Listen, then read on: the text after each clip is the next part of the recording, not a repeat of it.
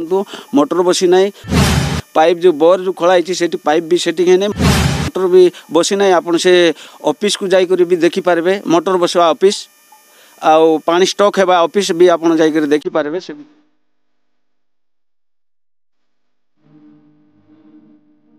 Fail मारी सरकार वसुधा योजना पानी पाई हंत सत होउछंती ग्रामवासी।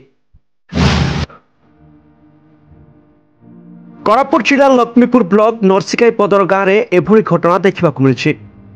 लोकों मौलिक सुविधा जगाई देवाई सरकार माल माल योजना कार्यकारी करिसेंती। वसुधा योजना रे प्रति घर को स्वच्छ पानीय जल जगाई देवाई कोटी कोटी टंका खर्च मध्य करुछंती। किंतु लक्ष्मीपुर ब्लॉक रो नरसिकाई पदर गाँव में प्रकल्प कार्य अधारे रही। आज को पाखापाखि 1 वर्ष हेब गाँव में नलकूप खनन पाई पंप हाउस एवं पानी टांकी निर्माण करागला किंतु 10 मासरू अधिक समय बीती जाइथिले मध्य नलकूपरे मोटर बसा जाय नाही कि पाइप कनेक्शन मध्य करा जाय नाही। एने ग्रामवासी अभियोग करने सहित असंतुष्ट प्रकाश करिसेंती। पंप हाउस खाली पड़िथिबारु गाँव किछि लोके निज निजर गाई गोरु रखिबा सह पाल रखुथिबार देखिबाकु मिलछि।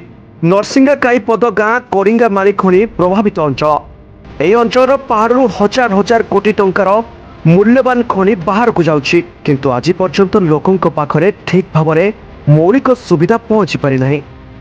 गाँव में स्वच्छ पानीय जलर कौन व्यवस्था नथिबा बेले ग्रामवासी संपूर्ण भाव में झोर पानी उपरे निर्भर करुछंती। या सहित बासन धुआ लुगा सफा गाधोबा एवं अन्य कार्य पई नाଳ पानी व्यवहार करुछंती किंतु खरा दिन आसिले झरा पानी सुखी जाउछि जहाँ बहु असुविधार सम्मुखीन होगाकू पड़ुथिबा कथा कहिसेंती ग्रामवासी।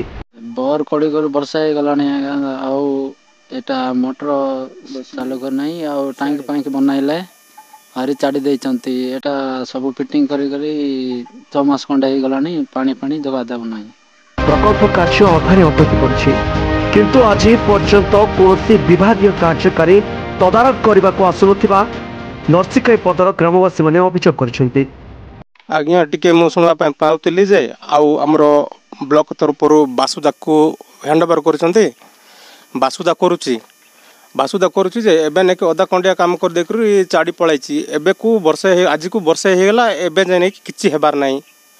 आउ ये कंपनी जको ने कहउछंती नरसिकाई पदर को पानी रो सुविधा गाँ रो रास्ता घाट सब लोकंकर घर दुआर सब सजाई।